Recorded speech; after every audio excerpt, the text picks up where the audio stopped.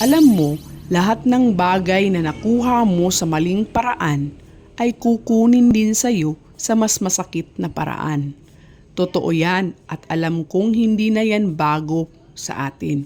Dahil tao lang tayo, mabilis matukso sa mga bagay na mabilisan at hindi na pinag-iisipan.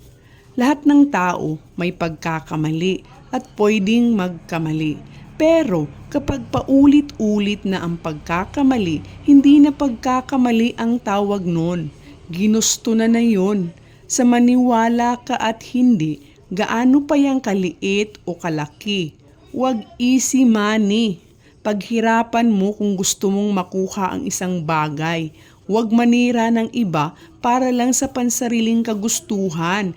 Tandaan mo, transparent na ngayon ang karma. Kung gaano mo kabilis nakuha ang isang bagay na hindi mo naman pinaghihirapan, mas doble ang bilis pababa kapag siningil ka na ng tinatawag nating karma.